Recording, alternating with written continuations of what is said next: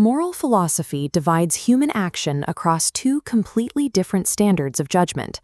We either judge an action by evaluating its universal outcomes, or we judge it based on the specific agent performing the action. These baseline categories are known as objective utilitarianism and ethical egoism. Objective utilitarianism is agent neutral, meaning the reasons to act apply to anyone.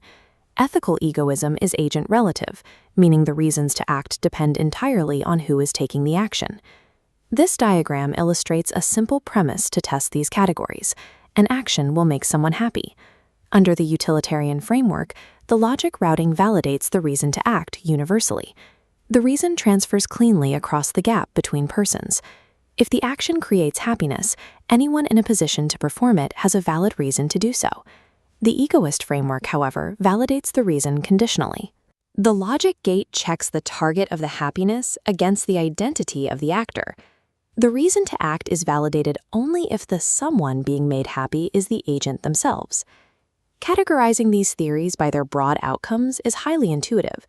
However, drawing the exact logical boundary between them at a structural level is notoriously difficult. Many heavyweights of modern philosophy have attempted to formalize this distinction. Thinkers like Thomas Nagel dedicated significant effort to isolating the precise mathematical difference between an agent-relative and an agent-neutral reason. Their attempts to build a formal logic frequently failed. By trying to mathematically lock down the difference, philosophers smuggled highly controversial assumptions into their formulas, inadvertently invalidating entirely separate legitimate ethical frameworks. This presents a severe problem. If we cannot mathematically define the structure of a moral reason without breaking other theories, the foundational vocabulary of all academic ethical debates is structurally unsound. To solve this, we must construct the syntax of a moral reason from scratch. We begin with Thomas Nagel's formulaic approach, detailed in his classic text, The Possibility of Altruism. Nagel's approach relies on the requirement of universality. Universality is the doctrine that every valid reason corresponds to a universally quantified predicate, meaning it applies uniformly to all persons and all events. This diagram displays a syntactic block model of Nagel's basic formula structure. For all persons P and events A, if A makes someone happy, then P has reason to promote A. The crucial element here is the free agent variable, denoted as P. Nagel maps where this variable appears within the antecedent, the if portion of the formula. Nagel's rule for agent neutrality is straightforward. If the sufficient condition contains no free agent variable P, the reason is objective and neutral. The identity of the actor does not dictate the validity of the reason. Now we apply Nagel's rule for agent relativity. If we modify the formula so the action makes P's friend happy, the necessary presence of P in the antecedent makes the reason subjective and relative. Nagel's principle successfully translates an abstract philosophical divide into a clean syntactic rule based entirely on the presence or absence of a specific variable. But Nagel's clean mathematical model contains a fatal complication exposed by Jonathan Dancy's concept of holism. Moral particularism, driven by holism, operates on a specific premise. A consideration that functions perfectly as a reason in one context might be completely canceled out in another context. This diagram introduces a theoretical stress test to Nagel's formula, involving the concept of sadistic pleasure. The introduction of this contextual defeater breaks the universal quantifier. The original logic stated that creating happiness is always a reason to act. But if the pleasure is sadistic, the resulting reason to promote A vanishes. This failure exposes the flaw in Nagel's core assumption. His formula requires that a reason to promote an outcome must remain a valid reason in every possible context, transferring across the gap between persons. To fix this, philosophers employ the atomist impulse. The atomist impulse attempts to pack every possible caveat, exception, and condition into the syntax of the reason itself to save the rule of universality. Particularists reject the atomist impulse outright. They argue that human morality is far too complex to ever list an infinite number of possible defeaters in advance. Nagel's rigid universal quantifiers make his definition incompatible with holistic theories of ethics. We have to abandon his exact formula and rebuild from the ground up. We need a logical workaround to the atomist problem. Instead of trying to list an infinite number of possible defeaters, we quantify over them collectively. This leads us to the concept of a default principle, formulated by philosophers Michael Ridge and Sean McKeever. A default principle is a specific species of hedged moral logic that is fully compatible with holism. This visual charts a new formula to replace Nagel's. For all agents P, actions X, and facts F, if F promotes pleasure, and no other feature explains why F is not a reason, then F is a valid reason for P to X. Notice the crucial new clause. No other feature explains why F is not a reason. If we run the sadistic pleasure stress test again, the new clause cleanly absorbs the defeater. Because sadistic pleasure is a feature that explains why the fact fails as a reason, the logic stops gracefully without breaking the underlying formula. Radical particularists can accept this principle because it is mathematically modest.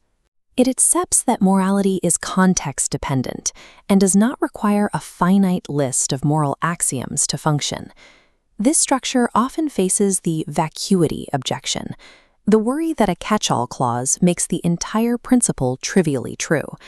But this objection confuses contingent features of a specific situation with necessary facts that apply to all possible situations. The clause specifically targets contingent features, preserving the formula's utility.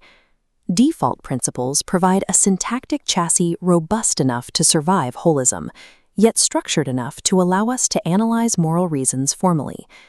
Looking closely at this diagram of the consequent, we find one final hidden logic flaw. Doesn't the inescapable presence of the free agent variable P at the end of the formula automatically make every reason agent relative, according to the very rules we just established? Philosopher Derek Parfit observed this exact problem regarding ability. Every valid reason must inevitably back-reference an agent because it is logically impossible to have a reason for an action you are incapable of performing. We must differentiate between a trivial free agent variable, which merely indicates the action is possible for the agent, and a non-trivial variable, where the agent's identity explicitly defines the sufficient condition of the reason. This gives us our final bulletproof definition. A reason is agent relative only if the default principle contains a non-trivial free agent variable in the statement of the reason itself. We can now transition from the abstract syntax of the formula back to the real-world, high-stakes implications for normative ethics. Our newly finalized default principle perfectly sorts egoism from utilitarianism, and it does so without stepping on ontological landmines that invalidate other theories. But why does this level of microscopic syntactic clarity actually matter outside of pure logic? It matters because it allows us to rethink rigid ethical boundaries, specifically the historical divide between consequentialists and deontologists. The traditional view of deontology insists on strict moral restrictions. A rule like "do not steal" operates regardless of teleology. Teleology means judging an action by the state of affairs it promotes. Deontology says stealing is forbidden, regardless of the consequences. Consequentialists critique this view with a mathematical paradox. If stealing is bad, shouldn't a restriction seek to minimize stealing overall? If stealing once prevents 5 other people from stealing, shouldn't you steal? James Dreyer provides a solution by consequentializing deontology. He achieves this by applying our precise definition of agent-relative reasons to the problem. These two goal trees show how we can map a strict deontological restriction onto a teleological model. The utilitarian tree optimizes globally for fewer broken rules. The agent-relative tree optimizes strictly for the agent P not breaking the rules. The agent-relative tree blocks the logic of stealing to prevent others from stealing. The ultimate goal state is indexed specifically to the variable P. The agent's reason is to minimize their own stealing. This makes the deontological rule teleological. It is entirely goal-oriented, but without collapsing into objective utilitarianism. A primary counterargument to this model is that framing deontology this way can make the agent look overly self-indulgent, prioritizing the purity of their own syntactic variable over the greater good of the system. Ultimately, the journey to resolve the agent-relative paradox proves a fundamental truth. To accurately debate what is right or wrong, we must first build the precise mathematical architecture for what constitutes a reason.